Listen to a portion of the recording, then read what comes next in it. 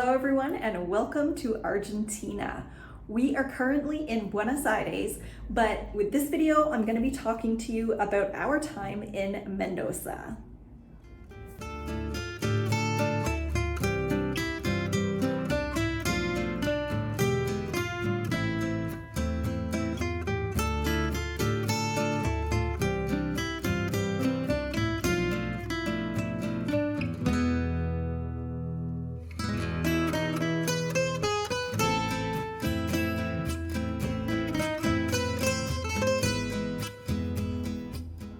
To get to Mendoza, we flew from Orlando International Airport, took an overnight flight, took about 9 hours, just over 9 hours, and we had a short layover in Chile, and then from there we flew to Mendoza.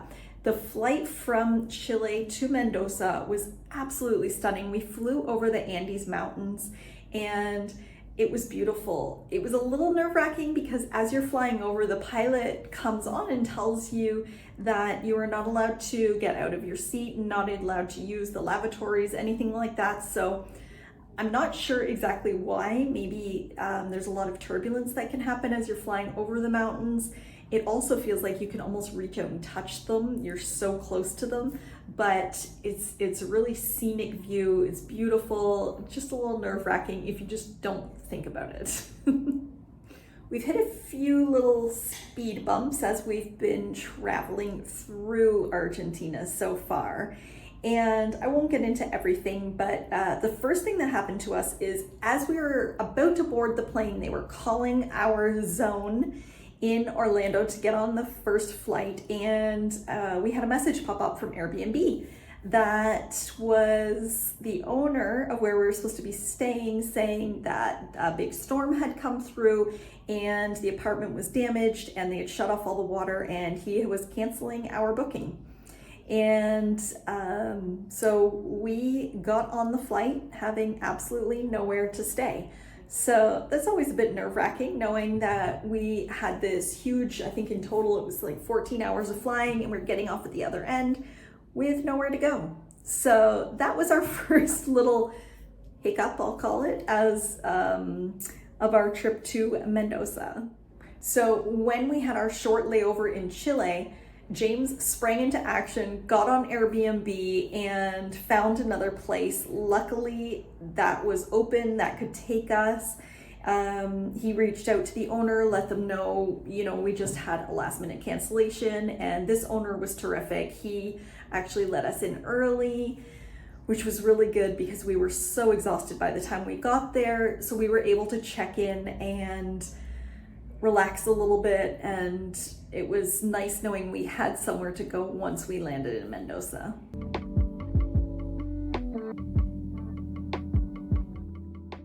The new place that we rented was in a different part of town than what we were expecting to stay in, but I think it actually worked out kind of for the best because this new area was only a couple of blocks over from the street that had tons of restaurants, a little bit of nightlife. So we were never lost for something to do or somewhere to go and eat, which was kind of nice. There was also 24-hour security, a concierge that sat right at the front door and let you in and out as you were coming and going. So it was a nice place. Wasn't, our original first pick, but it was nice, it was clean, and in a pretty good area. So once we checked into our Airbnb, we took some time to relax and get accustomed to the area. One of the first few days that we were there, of course, I found a French themed, it was a vintage shop and coffee shop all in one. So of course we had to go there one morning, and the waitress had told us that it had been around since the 40s, and all of the antiques in there were all owned by local families, and they put them in there on commission, and they had one of the largest collections of antiques in, I think she said, in Mendoza. So she said there were so many things even stored away that we couldn't even see, but it was a really neat concept because it was a cafe and you could have a little bite to eat, a little sandwich, a coffee, but also look at all of these really, really great antiques and vintage items as you waited for your food and as you enjoyed your coffee. So it was really neat. It was called de lis, as in fleur de lis. And of course, like I said, it was French, so we had to go in there. The street that was only a few blocks over, we didn't know, we just kind of lucked out. It was, someone told us it was the gastronomical street, so it had all sorts of restaurants. One place we really liked was called Patagonia, and it was a local brewery, and they would have a live DJ at night, so we could go there and enjoy some music. All of the restaurants come to life at night.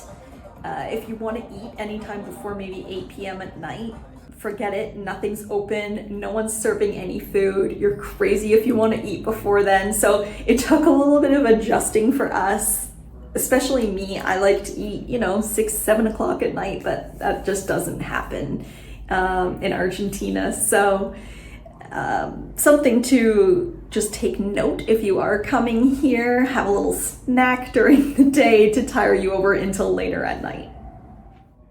Something also to keep in mind too is tipping here. So you can pay most places now with credit card, but you cannot tip with a credit card. So you always have to have cash on hand.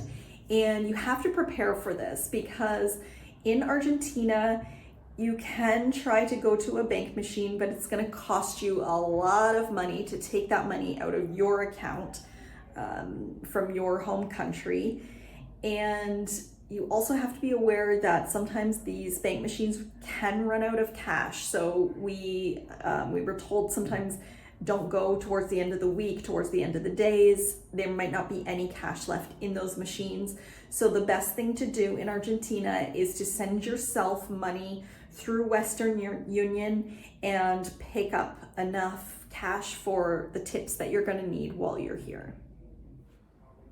There are a lot of money changing places around, and we had looked one up online that looked okay in the city of Mendoza, but when we went there, it was in what they called a mall.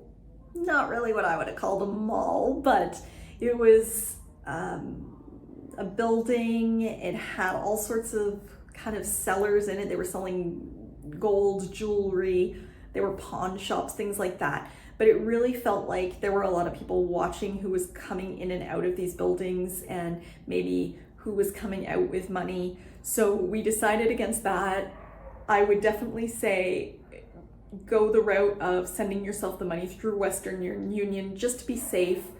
A lot of people on Google had rated it and said it was fine, but for us, we didn't feel too safe doing that. So always just be a little bit aware where you're exchanging money, who's watching, who might be outside, following you once you take that money out of the exchange place. The first weekend we were there, we went to an area called Chacras de Correa, and this is a little side town. It's known for its craft markets that they hold there on the weekends. So once again, had to go and check out this craft market. It had some really neat, different, unique ideas. I love checking out craft stalls and craft makers from around the world because sometimes there's just different things that we don't get to see at home with our makers. There's different types of traditional crafts, and it really gives me different ideas and things to do as if I need more crafts to do and try. But it's really neat. There's nothing better than walking around a craft market, especially in a different country, getting new ideas, getting inspiration, talking to other craftspeople about what they do.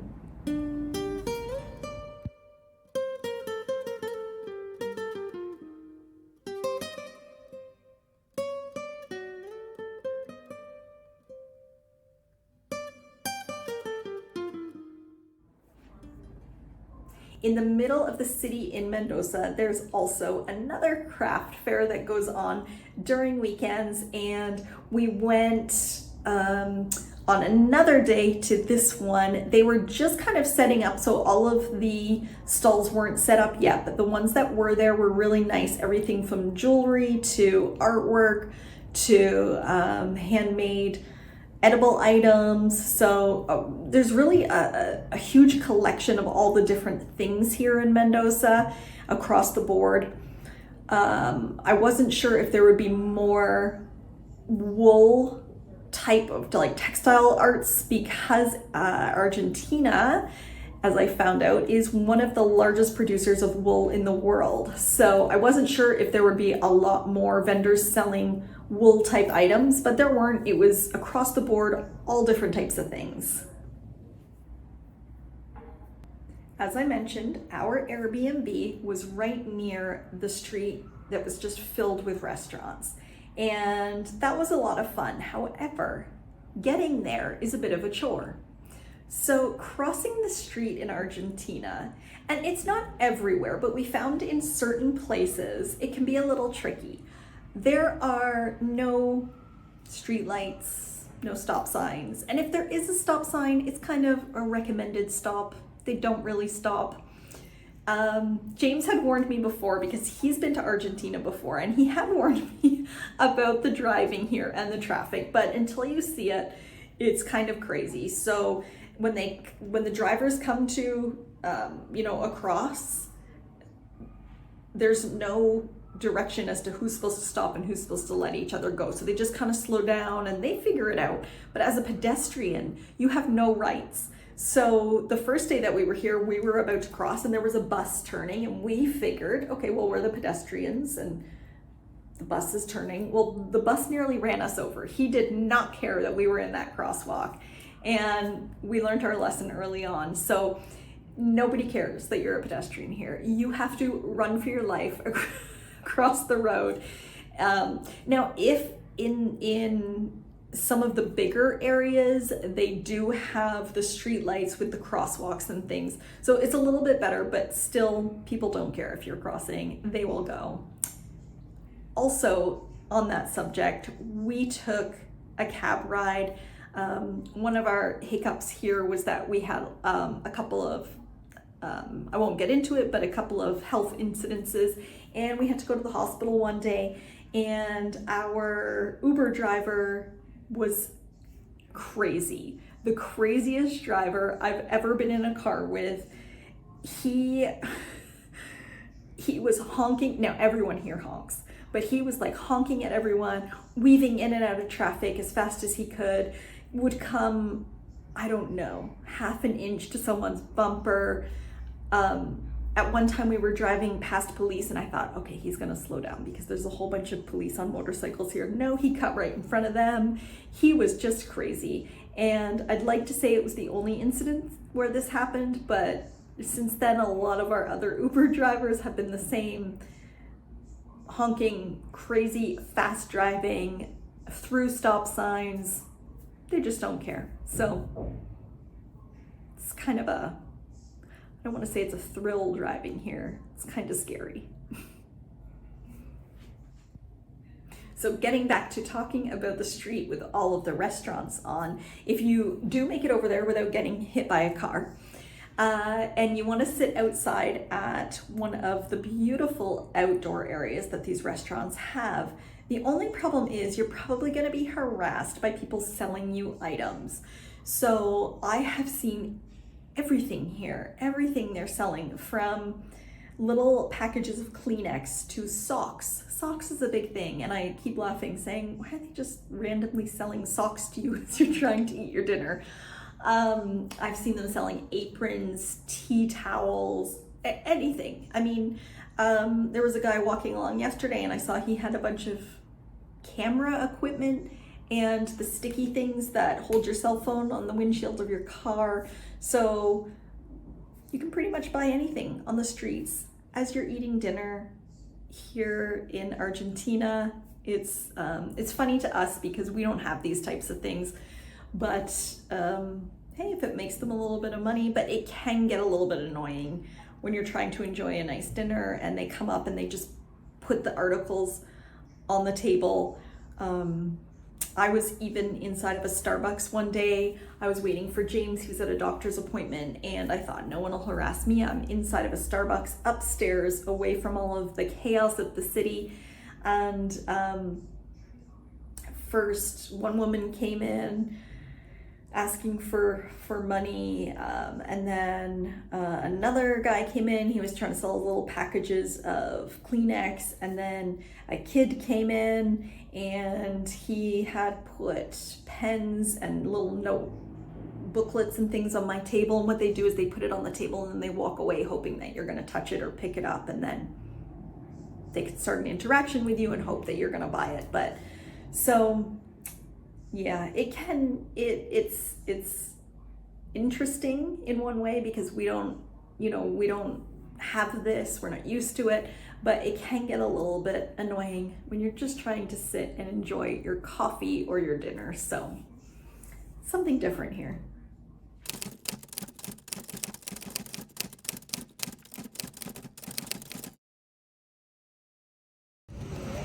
It's Saturday today, and we had walked past a sandwich place the other day that looked really good, but it was super crazy packed and busy with people all waiting outside. So we decided to come back and try it today. And what they are known for is sandwiches that are dipped in pistachios. So let me show you what they look like. So this is James's. You can see the whole thing is dipped in pistachios. It's crunchy and delicious. So these sandwiches are mortadella ham, and they also have cheese and a little bit of pesto. So delicious, absolutely delicious. And we're sitting in this beautiful park enjoying it on a nice, beautiful Saturday.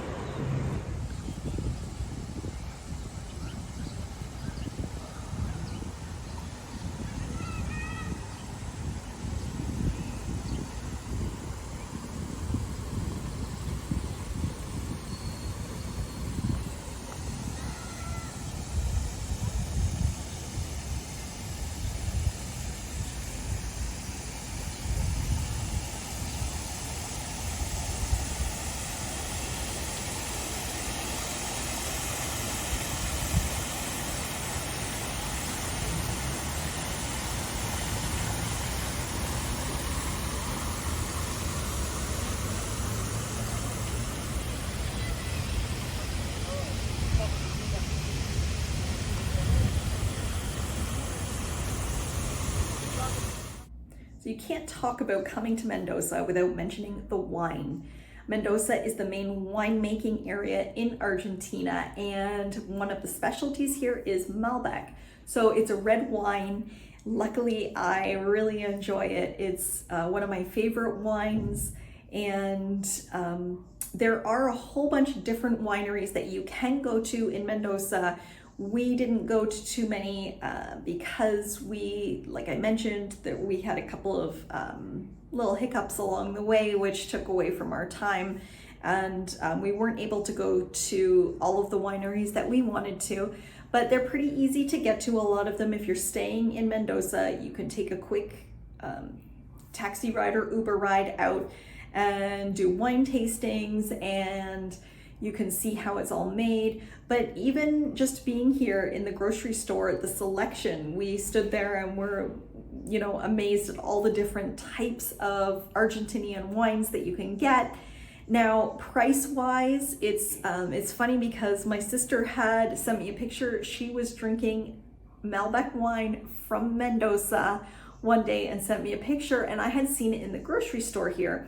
So we compared the prices, and now she's in Canada, and here it was pretty much exactly, with exchange rates, pretty much exactly the same price. So don't think you're going to come to Mendoza and get it a lot cheaper if you are in Canada, because pretty much worked out to the same price for the same bottle of Malbec wine. So pretty good deal if you ask me, because it's being imported to Canada. So, but otherwise, great place. If you are into wine, it's a great place to try all different kinds.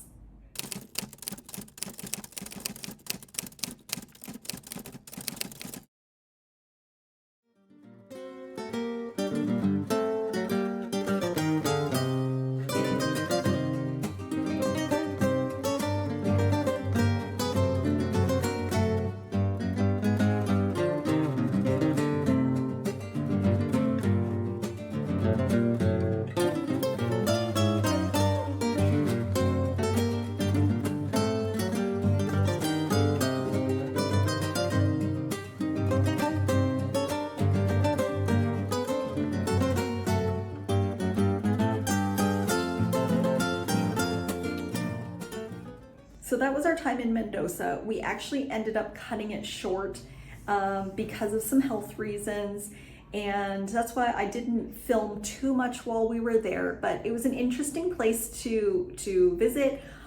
I personally would say to go there for about a week or so. It's not a huge city. You know, you can spend the week going to some restaurants, going to wineries, but it's not a place that I would spend maybe more than a week or so. Just for me, there's not enough to do there. Because there wasn't that much to do there, on the bright side, I got to do a little bit more of my crafting. So I started a needle felting project. It's of a bird, and I'm not sure entirely where I'm going with it yet, but I'll show you a little picture of what it looks like so far. And I started that. I also started on a new crochet project, which is going to be a vest that I'm making. And what else did I do while we were there? Oh, I had started a piece in Strasbourg. So if you watch my previous videos, you will recognize it. It was an embroidered heart, and I started doing some more needle felting. I've added some sequins. So that is a piece that I'm still working on, but I was working on that in Mendoza. And I think those were all the projects that I was working on there. So it did give me some downtime to do some of my crafts before we set off again. And like I said, we're now in Buenos Aires.